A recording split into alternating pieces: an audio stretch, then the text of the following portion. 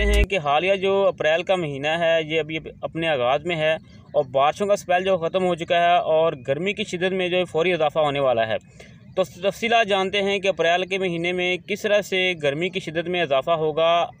याद रखें कि पिछले दिनों में जो एवरेज टेम्परेचर था वो 20 से 28 के दरमियान था, लेकिन 6 तारीख से जो है वो गर्मी की शिद्दत में इजाफा होगा और मुल्क के मुख्तलिफ़ हिस्सों में जो है वो टेम्परेचर किस हद तक गर्म हो जाएगा, तफसीलात देखते हैं। याद रखें कि मुल्क के बेशतर हिस्सों में जो है बारिशों का सिलसिला जारी था, ख़त्म हो चुका है।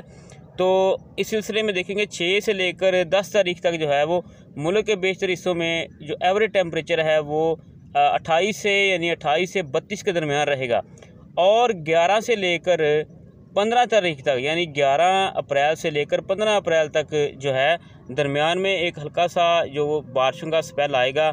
1-2 दिन की बारिशें हो सकती हैं, लेकिन टेम्परेचर जो है वो 32 से 40 सेंटीग्रेड तक चला जाएगा। यानी कि जो 13 और 14 को या 15 को जो है टेम्परेचर है बहुत 30 यानी कि 38 से 40-42 के दरमियान होगा।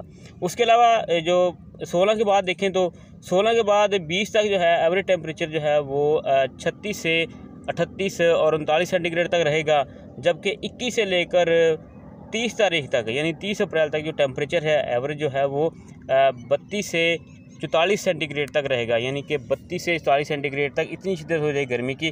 तो आप इस वक्त देख सकते हैं कि आज जो है वो शिद्दत की जो धूप निकली हुई है, तो वो जो इतनी बारिशें पिछले दिनों में हुई हैं उनका जो है वो सिलसिला जो है वो ख़त्म हुआ है। तो उसके बाद जब टेम्परेचर गर्म होगा तो इससे ये होगा कि गंदम की जो फसलें हैं वो जो है वो फौरी तौर पर हार्वेस्टिंग के काबिल हो जाएंगी, उनमें नमी ख़त्म हो जाएगी, ज़मीनों के अंदर जो है वो मॉइस्चर ख़त्म होगा, नमी जो ख़त्म होगी, तो उसके बाद जो गंदम की हार्वेस्टिंग अच्छी होगी। लेकिन ये भी बात याद रखें कि आने वाले जो रमज़ान के दिन हैं वो गर्म हो जाएंगे।